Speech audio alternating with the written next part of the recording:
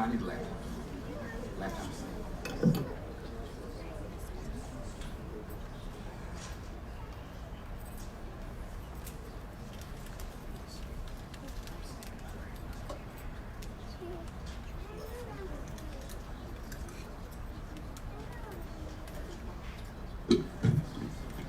Let's go ahead and call this City Council meeting to order, August 27th, 2019. Clerk, can you please call the roll?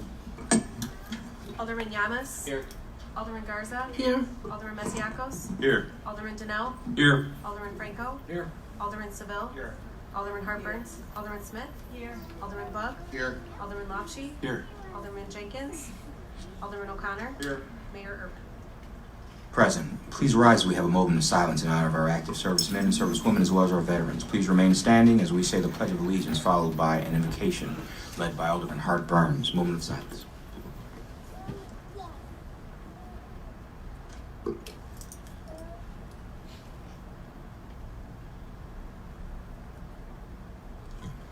Pledge allegiance to the flag of the United States of America and to the republic for which it stands, one nation, under God, indivisible, with liberty and justice for all.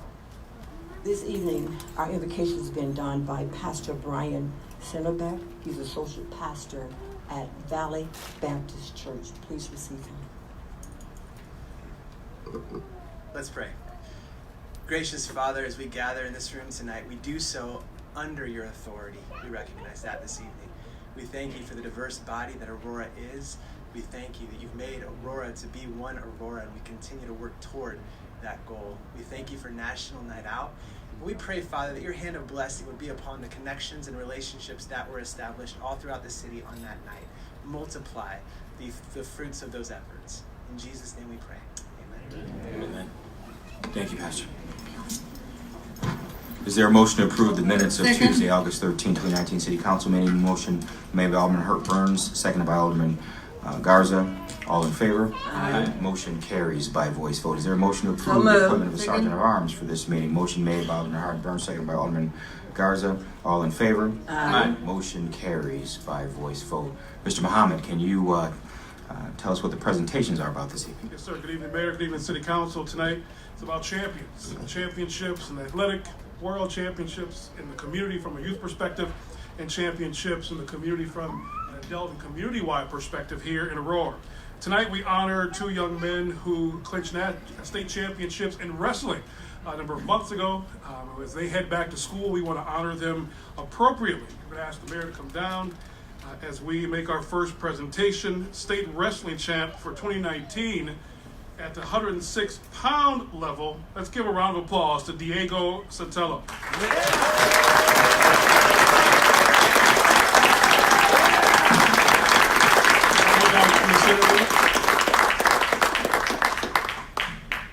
We'll tell you a little bit about Diego. Last year, he's a junior this year. His freshman year was all-conference and second in state. Last year, his sophomore year is all-conference. He was ranked 7th nationally. Wow.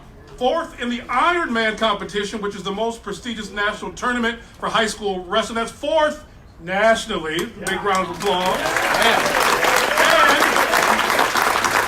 And last year, he clinched the state championship at 106-pound class 3A. Big round of applause for Diego Sotelo.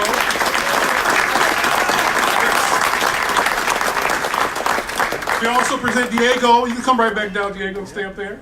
We present him with his official sign that he can take home that will also hang in the entryways near Marmion Academy. Big round of applause to Diego Sotelo. Yes. Diego, you can stay right there. I want to see the champions together. And next, as he prepares to head off for his freshman year at Northwestern University in a couple weeks, we're going to send him off knowing that his city supports him. His freshman year, he was a state qualifier. His sophomore year, he was 4th in state. His junior year, he was all-conference and state champion. And last year, his senior year, he had a record of 47-2. He was all-conference. He was ranked 10th nationally and 7th in the Ironman competition and the state champion for the 145-pound weight class. Big round of applause for Trevor Chambly.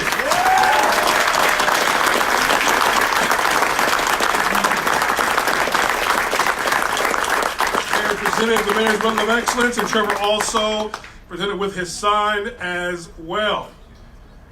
Had every great athlete, it's a great team of parents and a great coach, and we want to take this time now to recognize our head wrestling coach at Marmion Academy. If you can please give a round of applause for Nate Fitzenreeder. Big round of applause, Nate. Come on down.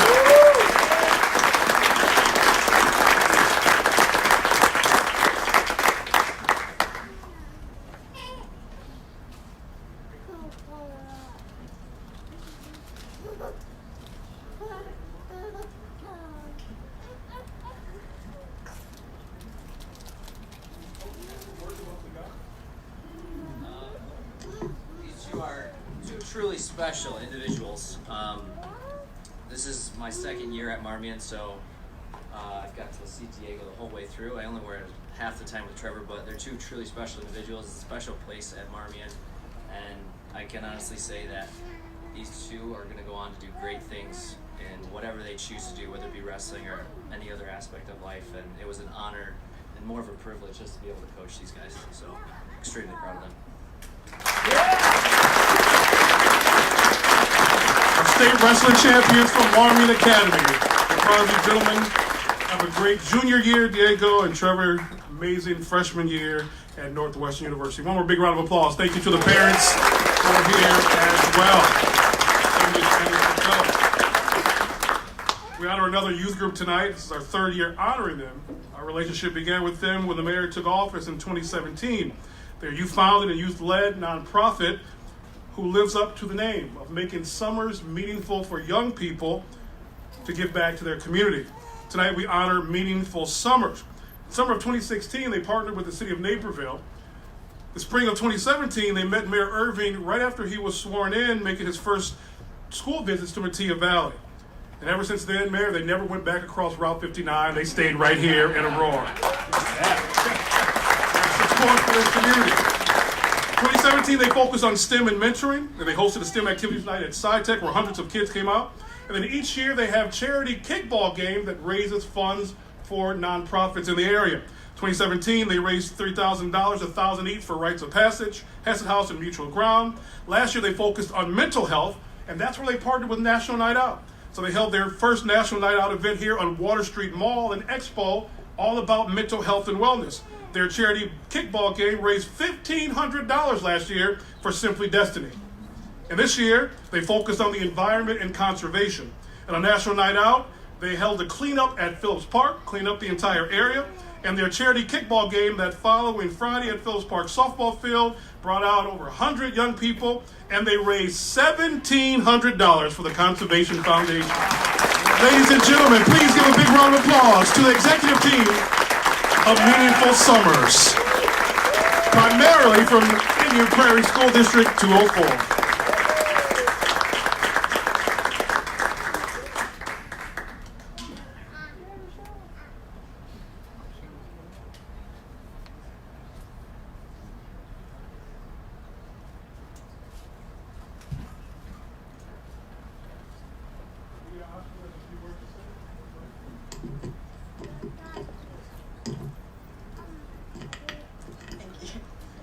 Hello everyone, my name is Ashna Dogra and I'm a part of this amazing board of Meaningful Summers.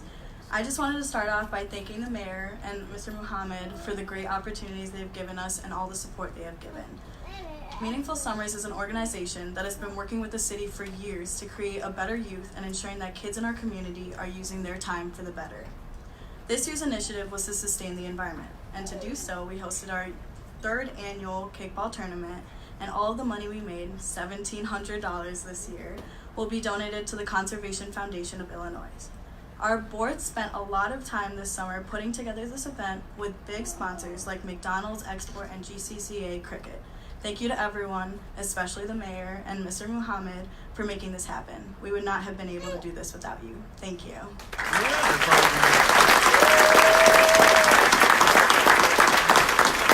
Thank you to Meaningful Summers. We look forward to a continued partnership. While we're there, we have a number of students here from Mattia Valley High School who are here for their government class, I believe. They can stand up. Let's give those Mustangs a round of applause. Go Mustangs! We appreciate you always being here. And We're here to celebrate as we do each year, one of our biggest events of the year that continues to bring the community together, not just for one night, but for the entire year. 5 years ago, we had 5 National Night Out sites. This year, we had 40, and that deserves a big round of applause. 5 years ago, 5. This year, 40. 2017, when Irvin took the office, it was the first time that we had a National Night Out site in every ward of the city, and that has lasted 2017, 2018, and this year, 2019. One a row. We've gone from just under 1,000 participants citywide 5 years ago to 8,000 participants this year in the 40 sites. Thank you to our National Night Out Planning Committee, including our City Hall staff, APD, AFD, Fox Valley Park District, all around of applause. APD's here deep. The fire department here as well. Park districts represent, thank you. The mayor said upstairs, but thank you to our neighborhood group support team who leads this effort, and their efforts have also named us one of the top 10 most engaged cities in the world. Thank you, Cheryl, David, Karina, and Dan's leadership. Part of that engagement is because of the neighborhood groups, our community organizations, and everyone who's here tonight that helped to organize this year's National Night Out. The reception was held upstairs, but we want to honor you tonight. So we'll call you down Groupsman Ward.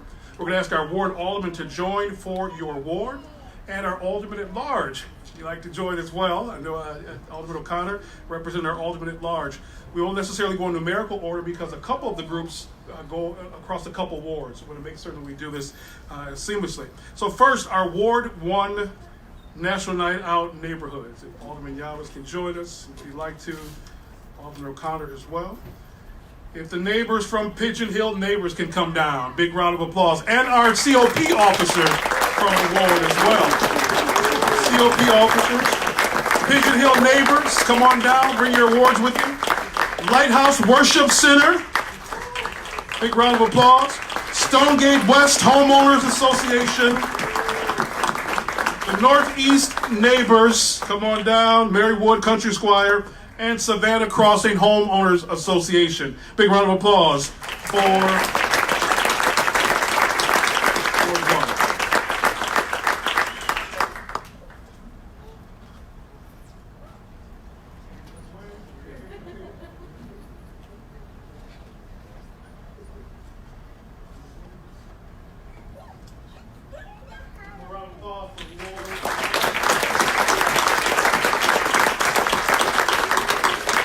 We have representatives from Stonegate West. Stonegate West, Cheryl? Do we have representatives? Okay. Moving on to Ward 2. Ward number 2, if Alderman Garza can please join us.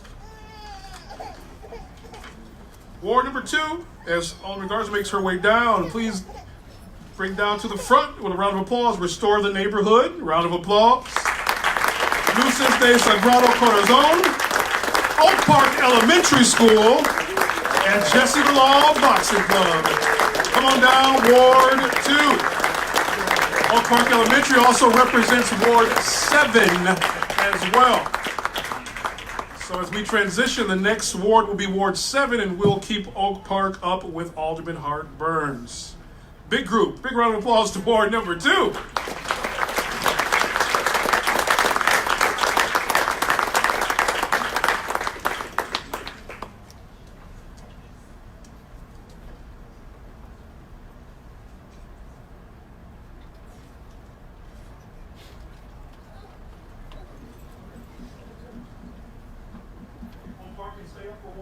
Thank you. Big round of applause for everybody else for Ward 2. Yeah. And Oak Park and stay up.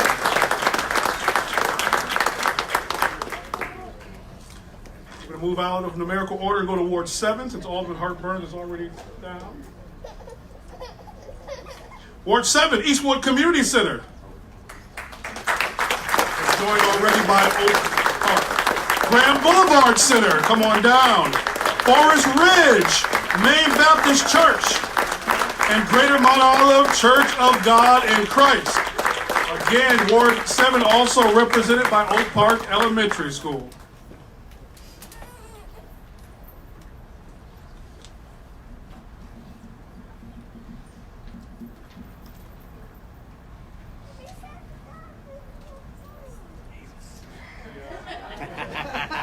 He's our school board member, Amos Miller, right there.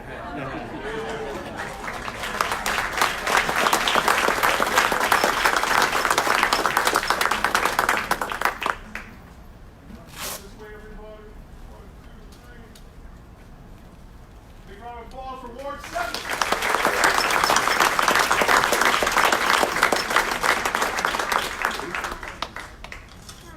Go back in order now. Ward 3, represented by Alderman Mesiacos, coming on down. Our representatives, please join us from the community support team at Hometown. Big round of applause for them.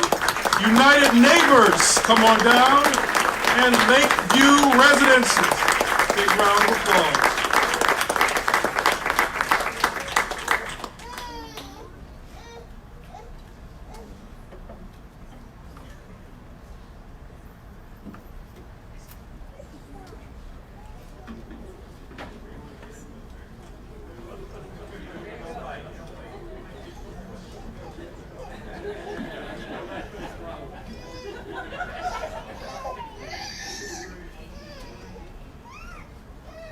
Big round of applause for Ward number 3.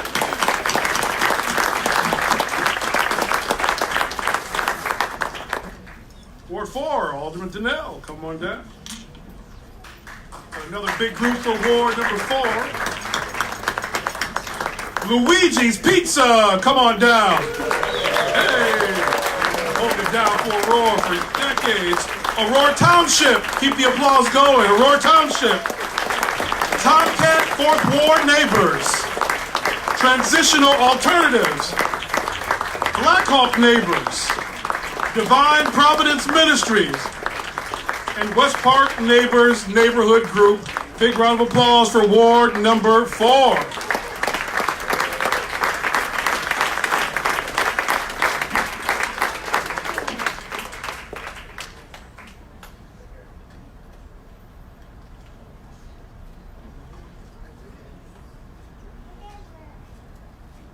Another round of applause for Ward.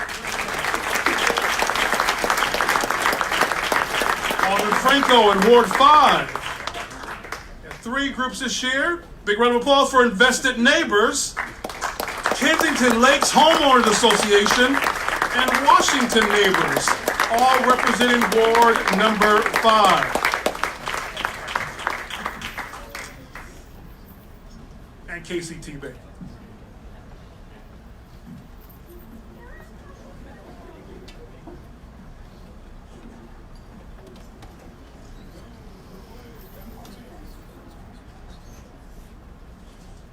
Round of applause for Ward.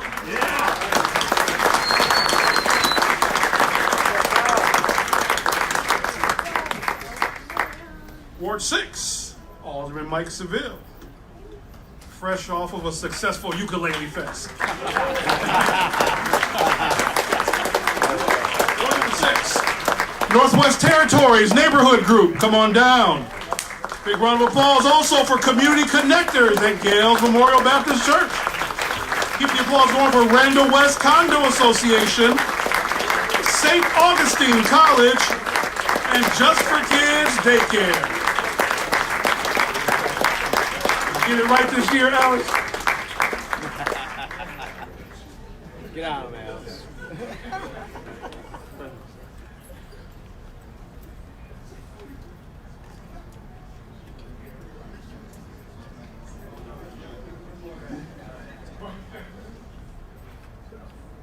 Ward 6.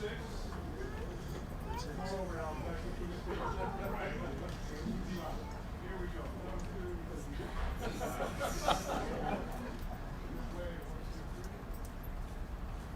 All right, big round of applause for Ward 6.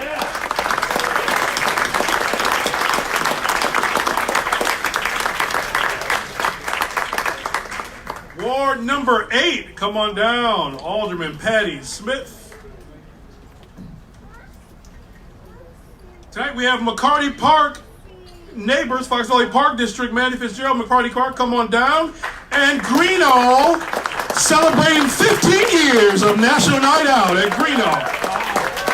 Yes. Ward 8.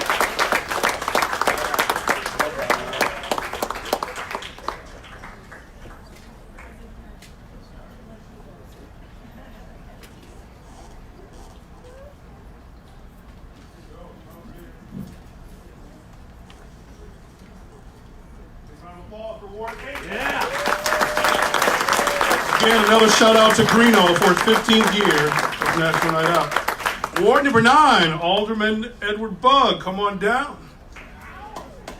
And We Inspire Nations, representing Ward number 9, K to the J, Welton.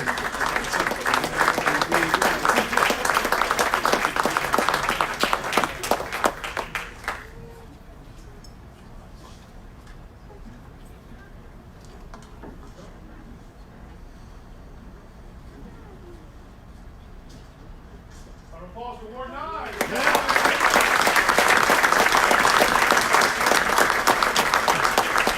And Ward number 10, Alderman Lawshe, come on down and join him, please. Village Baptist Church, Butterfield Park Neighbors, the Willows of Fox Valley, and Caroline Homeowners Association.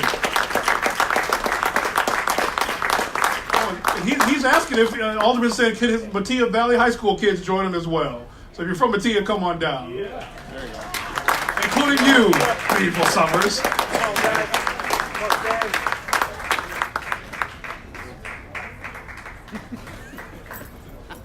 That's actually pretty good.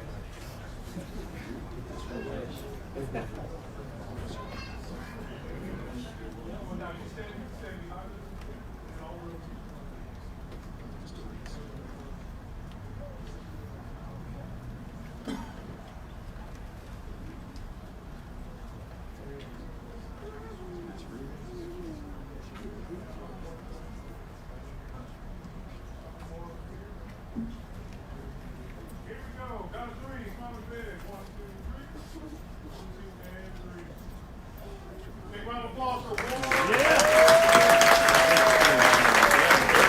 Anytime for you. And Mayor, I know you gave remarks upstairs. Anything you'd like to say to the crowd here as we close out National Night Out 2019? Another successful year for National Night Out. So let's give them a round of applause for everything our National Night Out volunteers do for the city of Aurora. Clayton said 5 years ago we had 1,000. This year we had 8,000 people participate in National Night Out. 8,000 people. And because of our National Night Out volunteers, is where Cheryl Marafio and her community service team, we are one of the top 10 in the world most engaged cities in the world. So let's give a round of applause for that. And hopefully we'll be number 1 in a couple of weeks. But I just want to thank, in front of everyone, I want to thank our volunteers and participants in National Night Out. You make this city a better city to live in. You know, without the efforts that you put in all these years, we've got an organization that's been doing this 15 years where it all began. Without the effort and energy and excitement you put into this community, to that night and every night after that, and every day after that, every year that goes by, it's all because of you that we're the city we are today. You make us proud, and I just want to thank you personally, myself and the aldermen, I'm sure, Echo. Thank you guys for everything you do. Let's give them a round of applause.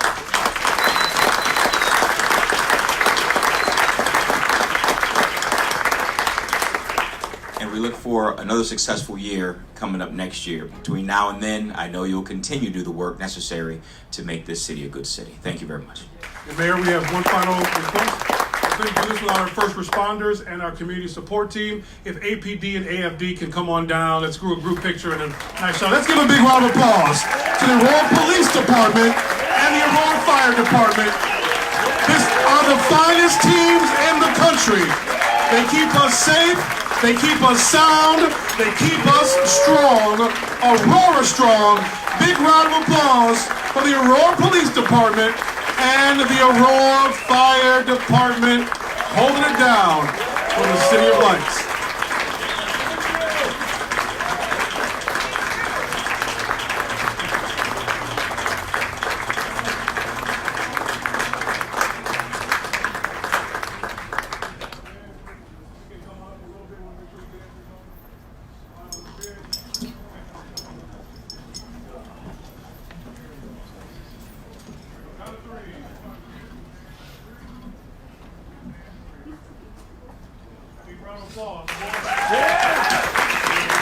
Thank you, everyone.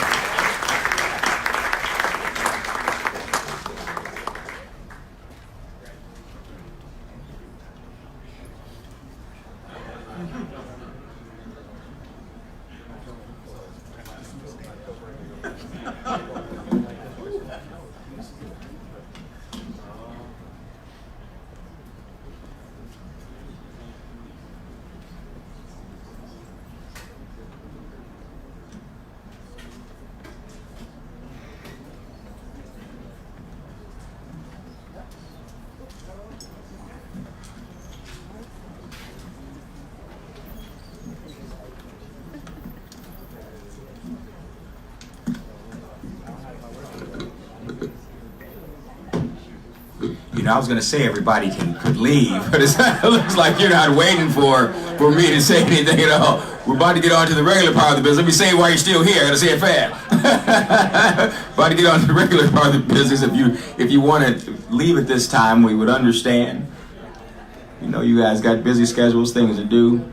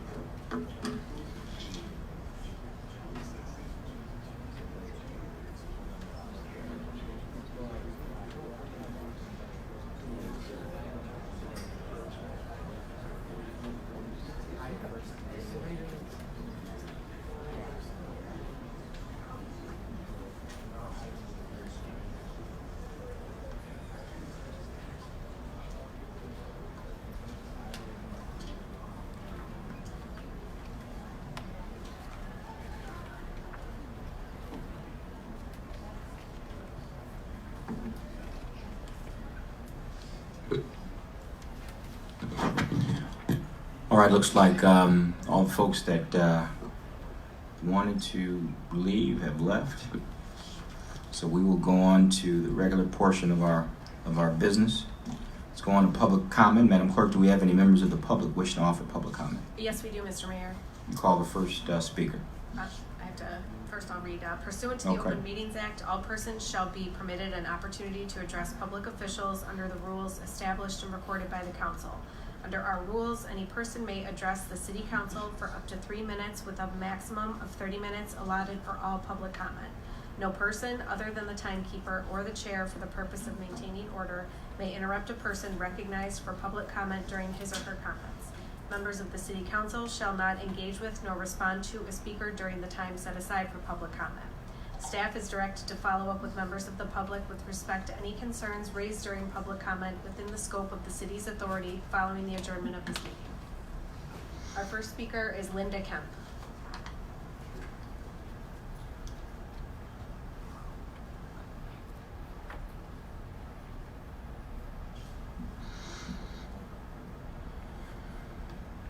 Ms. Kemp, you have 3 minutes. That's all I need. I'm just here representing the Aurora Rotary Club, and I wanted to extend our sincere thanks to Mayor Irvin, Deputy Mayor Chuck Nelson, Clayton Muhammad, and Gio Santana for what they did for us and the Festival of Lights. We were at one point almost taking this Festival of Lights and putting it on hold for next year, but we persevered, and the mayor was kind enough to do a media briefing where we were able to secure, in 2 days, mind you, in just 2 days, 80 volunteers from the city of Aurora. It didn't end there. The miracles that happened, and Clayton, you were there. You were running around watching the energy and the miracles, after miracle after miracle. I wish you could have been there. So everybody gets on someone's case with all the news going on. We just want to thank you from the bottom of our heart. You have no idea what this meant to each and every one of us. Thank you. You're very welcome.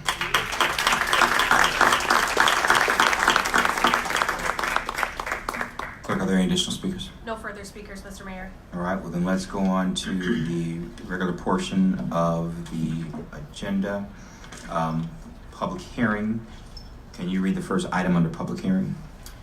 19-0573, a public hearing on the approval of a business district plan, designation of a business district, and imposition of additional sales and hotel taxes for the property commonly known as Pacifica Square, Yorkshire Plaza, Route 59, pursuant to section 11-74.3-2 of the Business District Development and Redevelopment Law.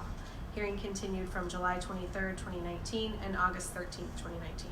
All right, this reconvened public hearing on the approval of a business district plan designated of designation of a business district and imposition of additional sales and hotel tax for the property commonly known as Pacific Square, Yorkshire Plaza, Route 59, pursuant to Section 11-74.3-2 of the Business District Development and Redevelopment Law is now open. Is there anyone who would like to be heard for the purpose of this public comment on this item? Are there any speakers? Are there any speakers? All right, Second. Seeing no additional speakers wishing to be heard, there's been a motion by Alderman Hart Burns, and second by Alderman Garza, to close the public hearing. Clerk, can you please call the roll? Alderman Yamas? Yes. Alderman Garza? Yes. Alderman Masiacos? Yes. Alderman Denell? Yes. Alderman Franco? Yes. Alderman Seville? Yes. Alderman Harper? Alderman Smith? Yes. Alderman Bug? Yes. Alderman Lofsche? Yes. Alderman O'Connor? Yes. 11 ayes. This hearing is adjourned. Excuse me a second. All right, we will conduct the business items for that public hearing later in the agenda. All right, so, or later, the later date. On the consent agenda. Gotcha. Let's go on to mayoral appointments. Can you read the first item under mayoral appointments, clerk? 19-0635, a resolution appointing Terry Simmons, Claudia Ureta, Linda Cole, Dan Hoffman, and Ken Gall, and reappointing Maria Hernandez, Helen Ratzlau, and Warren Second. Buck to the Block Grant Working Committee. There's been a motion by Alderman Hartburn, seconded by Alderman Garza. Are there any questions or discussions regarding this resolution? There being no further questions or discussion, hold on a second.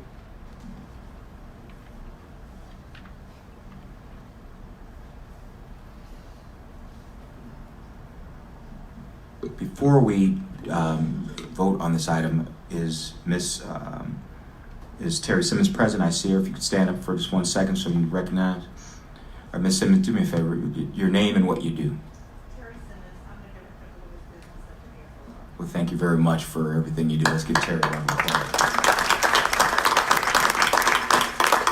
Claudia Ureta. Let everybody know who you are. Say hi. And what's your name? Claudia, I just said your name. What do you do for the city?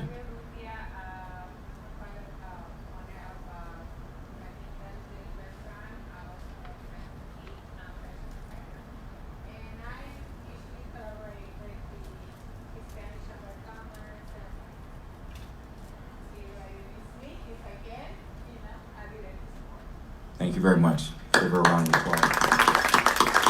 Linda Cole, present. Hi, ma'am. How are you doing? Right. You know what? If you just give back to the community. That's all. It's fine.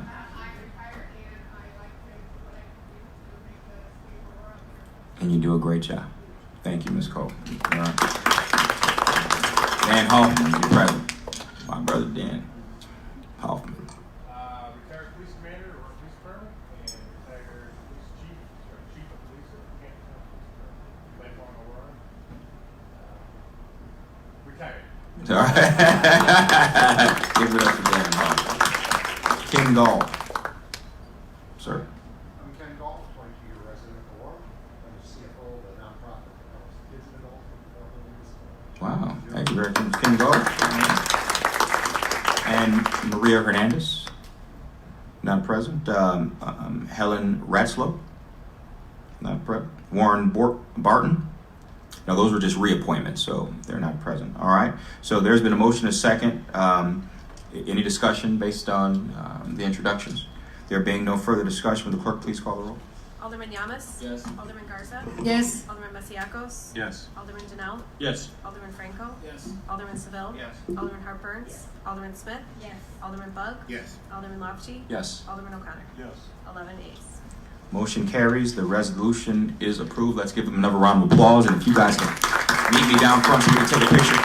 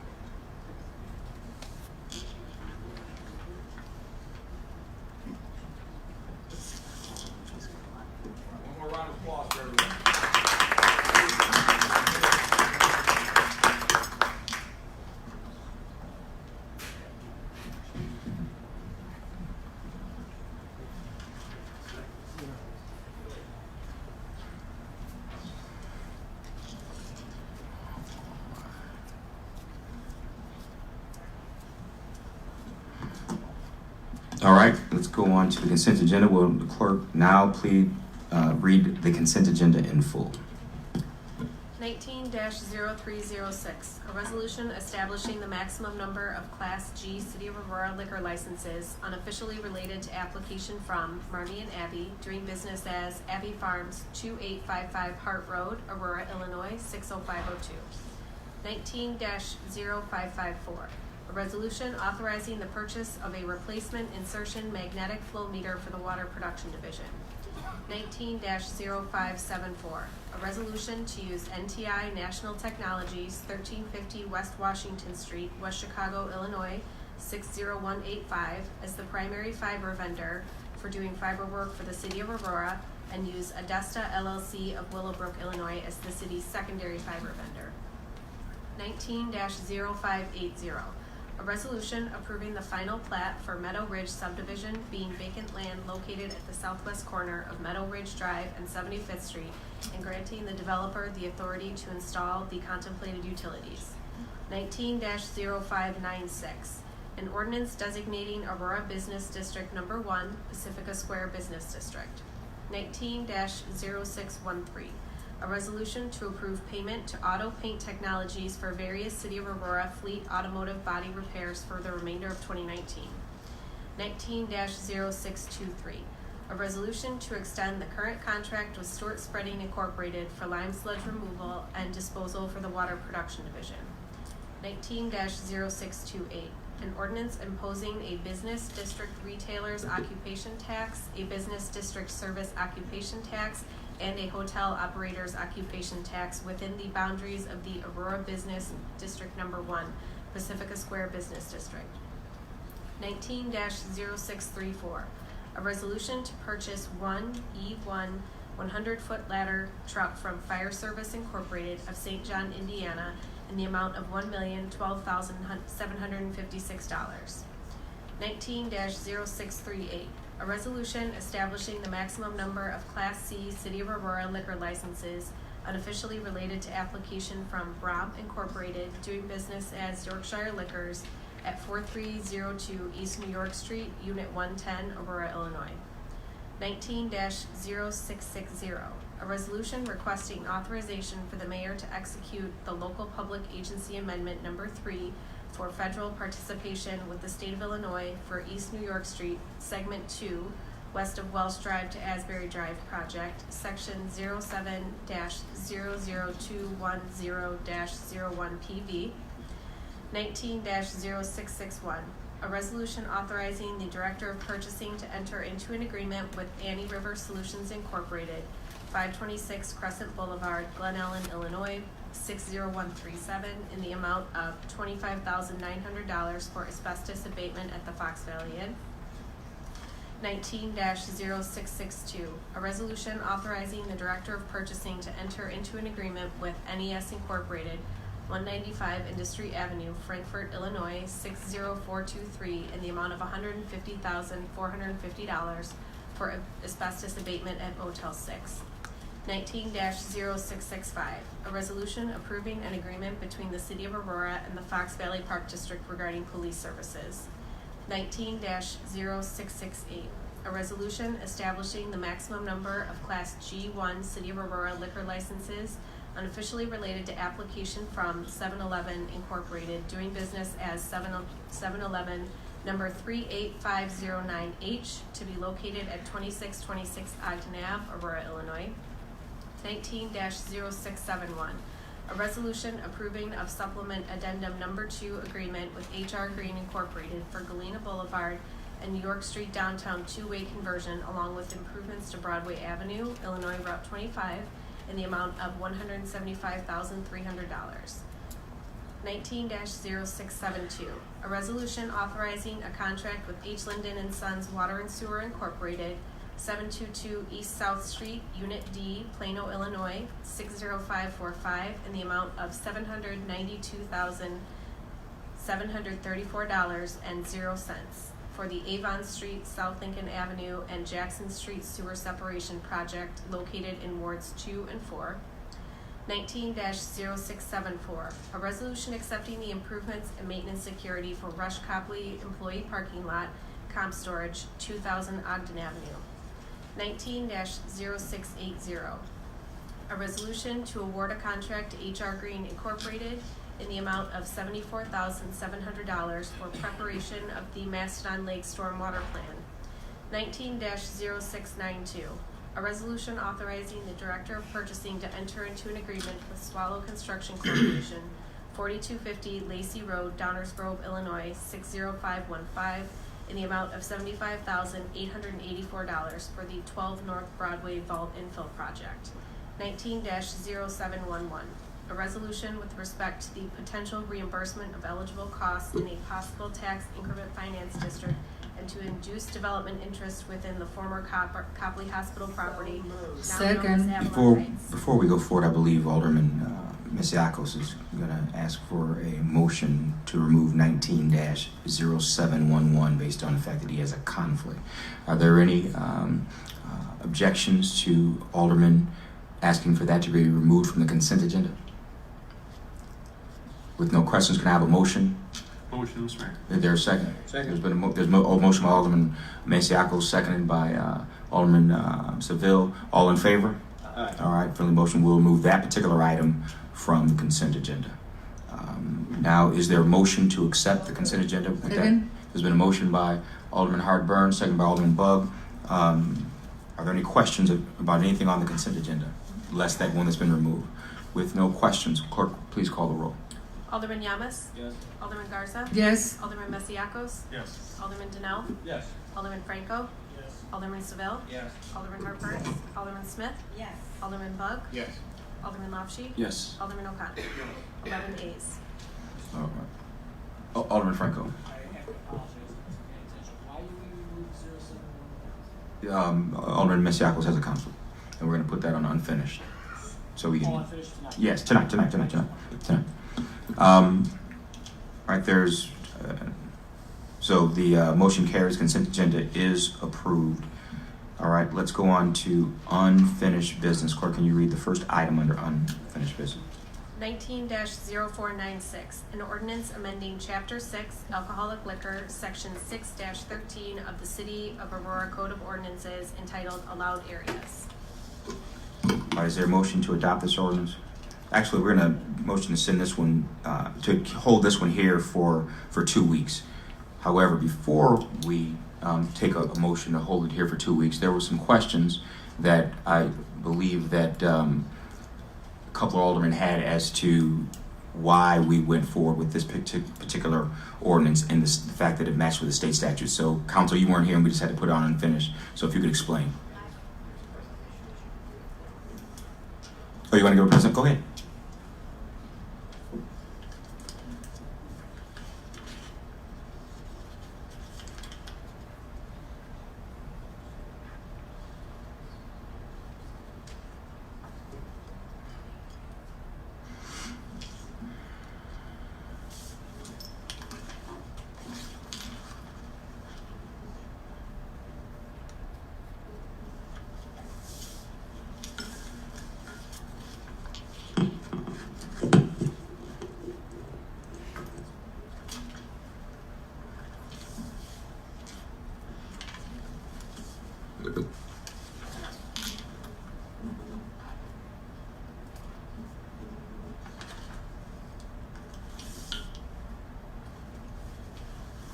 No signal.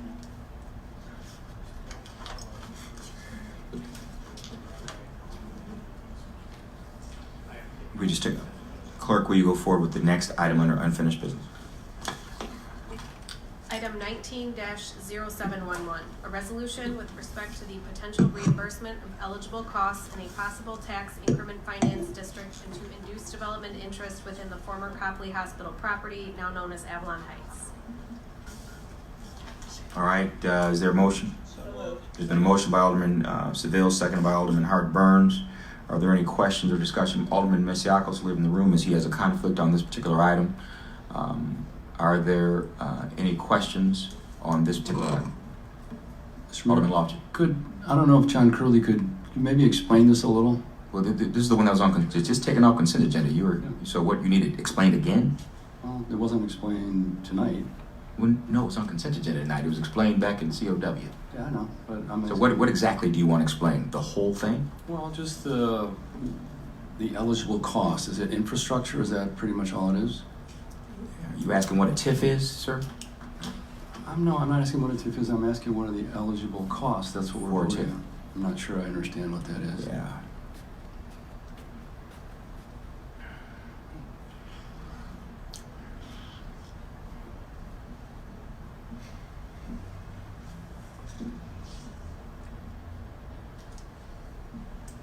So, Mayor and Alderman, this is an inducement resolution for the creation of a TIF. No, he's asking what the evidently, Would- what the eligible costs are for a TIF. If you could just explain it quickly, that would be great. So eligible costs could be anything from infrastructure to improvements to the property. They could range from almost anything in remodeling, and a lot of times focus on infrastructure. Does that answer your question, Alderman? Yeah, that's fine. All right. That's all. That's all. So, all right. Any more questions? All right. Clerk, can you call the roll? Alderman Yamas? Yes. Alderman Garza? Yes. Alderman Donnell? Yes. Alderman Franco? Yes. Alderman Seville? Yes. Alderman Hartburns? Alderman Smith? Yes. Alderman Bug? Yes. Alderman Lopchi? Yes. Alderman O'Connor? 10 A's. All right. Motion carries. The ordinance is adopted. All right. Are we prepared for the 19-496 presentation? All right. So, our current liquor ordinance prohibits liquor licenses within 100 feet of a church, grade school, middle school, alternative school, high school, hospital, or home for indigent persons. Currently, if a business wants to apply for a liquor license and they're within that 100 feet, they can't apply. We started looking into this because I believe a few businesses, I don't know which businesses, but a few businesses have previously inquired to the former clerk asking about potential liquor applications.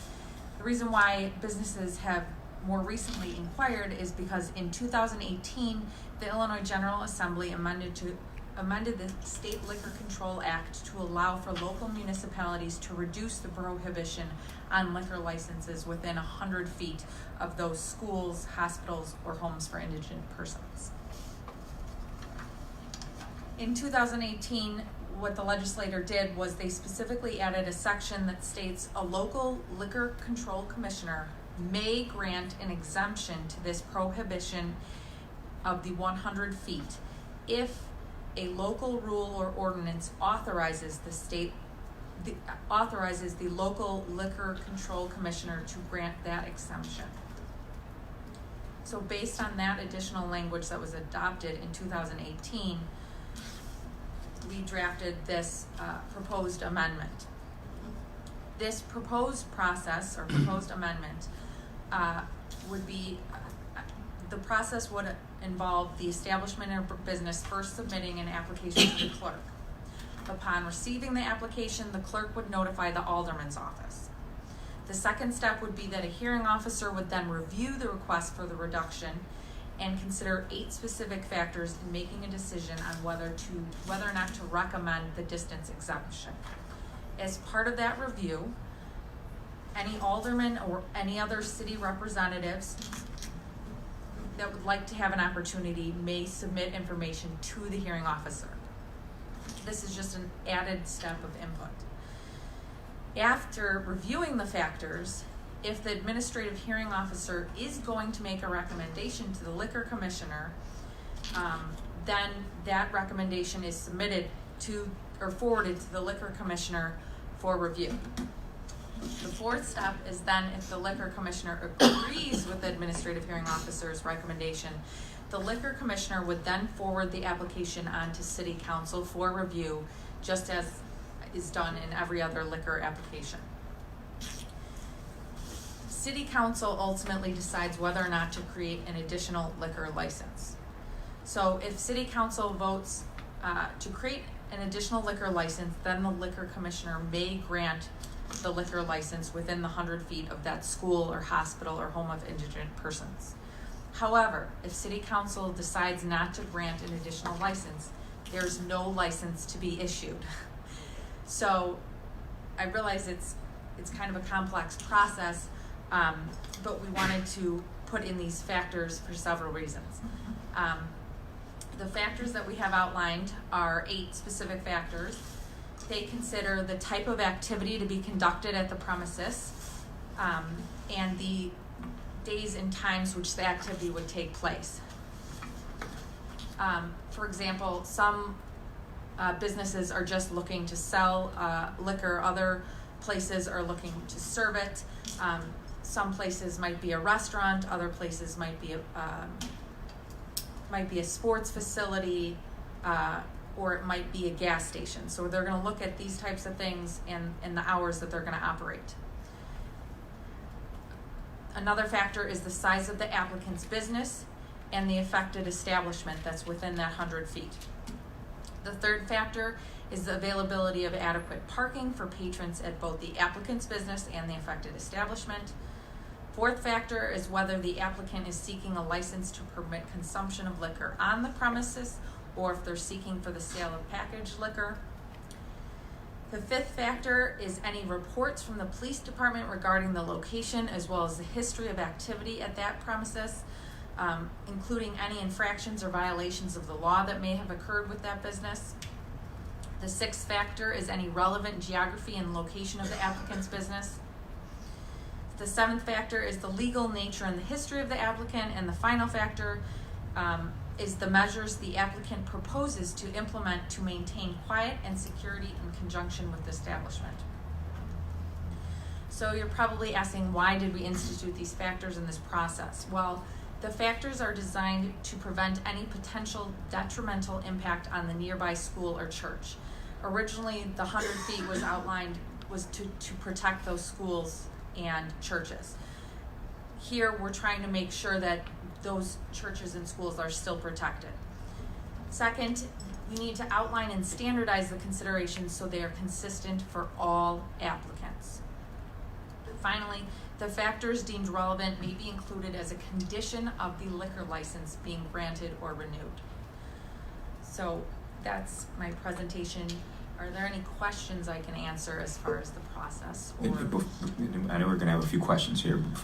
Now, as far as the state statute that was enacted allowing the 100 feet exception, it does not require that a commissioner or any type of hearing officer actually determine if those 8 factors are met. It doesn't. Is that correct? It does not. The state law requires that the municipality create the exemption in an ordinance or resolution. We have created those factors in order to make sure that every establishment is reviewed evenly and fairly, and so that we have consistent results and that we have safeguards in place. And checks and balances, right? Correct. Right. Alderman O'Connor. Mr. Mayor, could you clarify again the situation in regard to the liquor license? These are on parallel tracks that they're going. The applicant has to apply for a liquor license at the same time they're applying to. It's what it is so let's say you have a business that's within 100 feet of a school or church. Mm-hmm. Normally they wouldn't be able to even submit an application to the clerk's office. Mm-hmm. Now they're going to be allowed to, but they've got this kind of added extra burden to meet because they are within the 100 feet. So they're going to be submitting additional information to support all those 8 factors. Mm-hmm. And in doing so, the first step is it's going to go to the hearing officer, so that before it even gets to the mayor or before it even gets to city council, we have an unbiased person, neutral opinion, who has reviewed the factors and made a determination that there will not be a detrimental impact on the impacted school or church before it gets forwarded on. All right. But the fact remains that there are still certain things that an applicant for a liquor license has to go through independently, right? And they still have to go through all the regular requirements and of a liquor is that license. Occurring while it's shifted over to the hearing officer in regard to the question of the reduction of the distance, or is that ongoing? I believe they have to, just like, I believe in order for a liquor license to be reviewed, mm-hmm. They have to have a complete liquor application. So I believe in this case they would have to submit all of that at once. It would need to be complete before it would ever be reviewed. Turn your mic on. This would be a key eligibility hurdle. Without this process, an application that was within that 100-foot radius would not be permitted at all. All right. So the first step would be, can it qualify?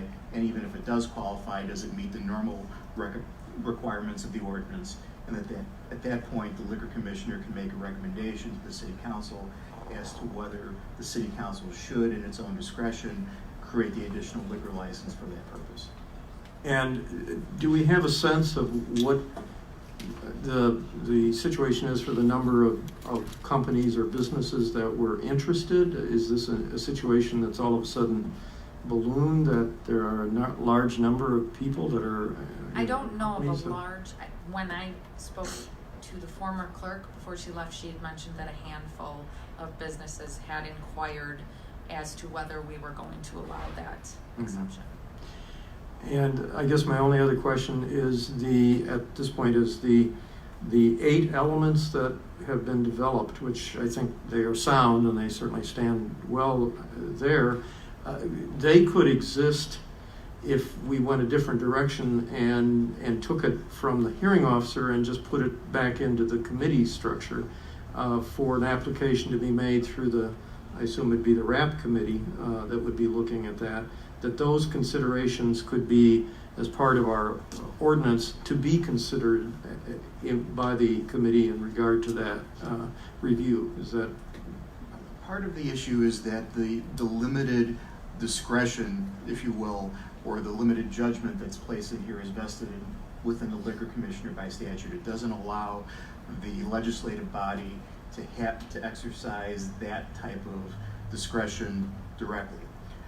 The way that we approached this was to have the objective process at the beginning, before this matter even reached the city council, and then the city council, as it always does, can determine whether or not it's in the best interest of the community to create that additional liquor license.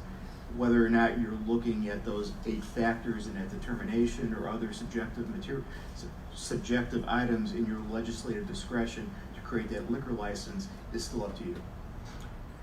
And let me just add this. I don't think if it's possible that the liquor commissioner is going to not even ask the city council to consider to issue another license. Why make a person go that far and spend money and spend time if we're going to cut them off right in the beginning? Well, that's a valid point. I think I'm looking at it, why wouldn't you, first of all, if we had the ability to have those elements as a judgmental situation, I mean, are we prohibited from putting something together in our own ordinance in regard to, is the state prohibiting us from doing that? With respect to the discretion that is allowed by the statute, which has changed what had been previously the state law with respect to this, it placed it specifically in the hands of the liquor commissioner. So consistent with that provision, I think it may run beyond our home rule ability to go ahead and invent a more bespoke process, if you would, that would have the legislative body also acting as a administrative body and making that determination. So there's an occasion when we can't use the home rule as a saving grace in order to control our own situation, right? It gives and it takes. All right. I my only other comment, I know other aldermen may have questions on this. I think my comment is simply, if it were to be done, I would think it would make more sense to pair the granting of a license with the request for a reduction in the distance in one situation. I know this is moving its way through the hearing officer for the distance question, remaining the approval of the license to the council. I was just looking at it. I would think, why wouldn't we have the council do that as one item in order to? I mean, that's a very different situation at that point. Somebody coming in and asking for a liquor license with a reduction of distance. That's the only way they want it at that point, I assume, right? And it's because the setback was placed in the hands of the liquor commissioner, so it can either happen prior to the processes we're doing right now. The other alternative would have been waiting until the council creates the license and then having the liquor commissioner go through that exercise and potentially, even after the council's authorized the license, then to potentially say these factors aren't satisfied or for whatever reason it's not appropriate to issue. I was trying to get a little bit more of a factor-based objective determination. Okay. And the fact that it's been put solely in purview of the liquor commissioner, we wanted to make sure that we had these checks and balances, so it wasn't an arbitrary thing that the liquor commissioner was making a determination of. And to answer, I think more clearly answer your question, it takes a month and a half to get through the city council process. If there's no way that we're going to consider it because it doesn't reach the factors, we don't want to have a guy wasting their time and money going through that process when we can tell him early on that it's probably not, the liquor commissioner is not even going to recommend it to city council for the issuance of a new license. And we don't want to issue a new license and it be out there and then we just go backwards. Yeah. Alderman Franco, then Alderman Garza. Do we even need a hearing officer? Why couldn't we have those 8 points go right to the liquor commissioner to make the decision? Well, because that would be me, right, sure. And I would think that that's kind of arbitrary. I want checks and balances to make sure that me or any other mayor, wouldn't simply say, "Oh, I like that guy, I'll give that guy a license. I don't like that guy." Well, you're the mayor. You would never do that, so I don't know what. And also we trust you. Right, we better right. trust you, right? And I think you would trust me, and with a recommendation behind it, a legal recommendation from a hearing officer, even more. Alderman Garza. Under this new ordinance, the people is denying the pass because they're not qualified because of distance. Correct. So if they apply again, it's possible to have the license, the liquor license now? Under this new ordinance? If they meet the 8, go ahead, Council. So now they can apply if they're within the 100 feet. And then if it goes through the process and the liquor commissioner determines that the exemption is going to be applied, then it will go forward to city council. And if city council determines they want to grant another license, and they do, then the license will be granted. So this allows them. But it doesn't mean that just because you're within 100 feet, you're going to get that license. Mm-hmm. It just allows them to apply and for us to review each individual business. When they say in the other section, so they want to check the record or number 5, I believe, report to the location. They want it, sometimes they go by the location, even if it's a new owner. So the liquor license in the past, all the time they say no because this place is already revoked. So now they want to change that? Well, this is on the new manager and the new owner? This will be businesses that previously haven't had a liquor license and haven't been able to because they're within the 100 feet. So it's not going to be any old businesses that previously had a liquor license. No, but people apply. I'm saying a new owner, they buy this building, and this building have a revoked license in the past. It's the same? Okay. All right. Okay. Any questions? Any additional questions? Alderman Lofton. Well, so my question would be, I saw this went through Rules Committee, or RAP Committee on 8/6. I don't know, has the Legal Department or the Rules Committee gotten any feedback from, we have like 2 committees, Aurora committees, like an Education Committee and then the Ministerial Alliance Committee. Have we got any feedback from them? Because this affects schools and churches. I think the idea is, though, I have not personally regarding this specific proposal, but the whole idea here is that the school or the church involved would be able to contribute their input to the hearing officer to be considered as a factor, because that's who ultimately we're trying to protect, is that school or that church. I would like Alderman Harburn. Oh, I'm sorry. Alderman Harburn. I think that was the reason why I mentioned about holding for 2 weeks. Give us a chance to talk to the clergy with Adrian and then some of the educators as well, because she had that committee as well. So give us a chance to do that, and then we would better know what they really feel about it. But, I think your explanation on tonight was great. I think it's workable with that. But because that was a concern, that's why I asked to hold it for 2 weeks and give us a chance to talk to them. Alderman O'Connor. My additional question is, what's the procedure in regard to the committee when they're reviewing and recommending the issuance of a liquor license? If they meet all of the criteria from their original application, I'm not talking about distance change, we're just, the normal situation. If they meet all of that, does the committee have any ability to change that on a different discussion or different basis for a decision? Alderman, there's never an obligation for the city council to create an additional liquor license if the city council doesn't wish to create an additional liquor license.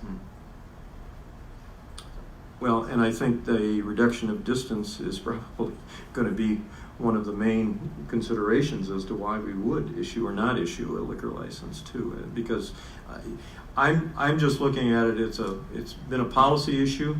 You kind of question now why we would even open the door to discuss that again. But that's, the state obviously forced the issue, and I'm sure all those who were interested in applying were following closely what the state was doing in order to. Alderman, when you look at the statute right now, it goes from basically subparagraph C to subparagraph quadruple E of individual exemptions to this rule that largely exists for Chicago. And there was actually a cottage industry where you would have a lobbyist go down and carve open a slight exception for them. So I think what this was the legislature's response saying, rather than having us do this piecemeal every session of the General Assembly, let's give some local units of government a little bit more flexibility so we don't have to keep coming down to Springfield to open that door a little bit more. And I think that's the genesis of where the legislature decided maybe this is a better local control issue. Alderman, your concern, and I'm sure the community or anyone concerned, or any alderman here, is exactly why we created all these points that they had to comply with, as well as the hearing officer to review it and make the recommendation. So we have checks and balances before we even ask the city council to issue an additional liquor license. Right. Well, I don't have a concern about the 8 points. I think they're valid. My concern is, and it just dovetails right on what Corporation Council said, returning to the local government the ability to take care of this without having to, wedge something else in the law. Well, I'm just saying, okay, if it's back, really within our purview, then let the RAP committee do that. Let the rules committee take a look at that at the same time that they're making the judgment as to whether to issue a liquor license. That's not in the purview of the RAP committee. It's in the purview of the liquor commissioner.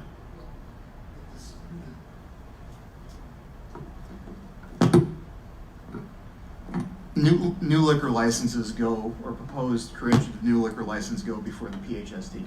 I'm sorry, but I'm just in the simple world of finance. I know what we deal with, and I just lost track of all of that. So, but I think the issue is that there is the decision making as far as those 8 points is more administrative in nature than it is legislative. So it's better to let the legislators legislate and let the administrators handle that aspect of it and try and keep the two as separate as possible. And I don't have a disagreement with that understanding, except that I think this type of issue is one that ward aldermen particularly want to be very much involved with because of the circumstances. And I think just leaving it within our direct control is just probably a preferable way to go. So I'm sure we're not going to go off the rails. If we implement this, I think it's got a lot of those safeguards, and it still ends up in the council. So we still have the ability to argue our position. So, but I'm just looking at it from a couple of different perspectives. So, Mr. Mayor, Alderman Buck. Thank you. Yeah, I think we are addressing this because it's you don't necessarily want to have a hard, fast rule. It's very different reviewing these types of things. If you have an Italian restaurant who would serve wine near a church versus opening a large liquor store next to a school. Those are two totally different things. And this way we will be able to look at them on an individual case-by-case basis. Absolutely. To address the point of my colleague, if you could go back on the slide. Which? Yeah, right there. So we added in our committee, the next one, I'm sorry. Back one or? No, forward then. This Yeah, one? right there. So we added in number 1. So really, once it comes in, the first place it goes is to the alderman's office, because the alderman is going to know his neighborhood, know his community, know what's going on with that business and the school, and be able to give input immediately on both sides. So, and then it goes on and through the process. The only question I had there, and I don't know if this changed, when we discussed it in committee, now it says that we will submit information to the hearing officer. I thought we were under the impression that we would, I don't know if we'd be able to speak to the hearing officer about it, or it just says submit information. So written information, or? I didn't specify it, but the idea is just that whatever information is deemed relevant, We'll get it to ideally writing, because then it would be included in the record at the administrative review officer's review. So that's why I would suggest something in writing. But it doesn't preclude speaking to a person, but No, it writing is doesn't. the best way. Correct. So Yeah. then it's documented in the record. Yeah, I would think both. Okay. All right. Thank you. All right, so there's been a motion by Alderman Hart Burns to hold it over 2 weeks just to reach out to a few community members. Is there a second? Second. Second by Alderman Seville. Clerk, call the roll on this one. Well, I'm sorry. Yeah, just 2 weeks, yeah. Do that by voice. We can do that by voice vote. All in favor? Aye. All right, so let's go on. There are no requests for referrals. Is there a motion to accept and file the treasurer's report? Motion made by Alderman Franco, seconded by Alderman Hart Burns. All those in favor? Motion carries by voice vote. Is there a motion to approve and pay the bills on the agenda? Second. Is there a motion by Alderman Hart Burns, seconded by Alderman Franco. Will the clerk please call are there any questions on the bills? Will the clerk please call the roll? Alderman Yamas? Yes. Alderman Garza? Yes. Alderman Masiacos? Yes. Alderman Daniel? Yes. Alderman Franco? Alderman Seville? Yes. Alderman Hart Burns? Alderman Smith? Yes. Alderman Bug? Yes. Alderman Lopshi? Yes. Alderman O'Connor? Yes. 11 A's. All right. Motion carries. Bills are approved. Is there a motion? No further business coming before the council. All right. There's been a motion and a second. All right. Before I accept this, I just want to say congratulations for Mike Seville on another very, very successful ukulele fest. This one extended 2 days, and man, everybody just had a great time, brother. So great job with you and your committee. Next year, we expect you to play and sing, brother. All right, there's been a motion and a second. All in favor to close this thing down. All right, meeting's adjourned.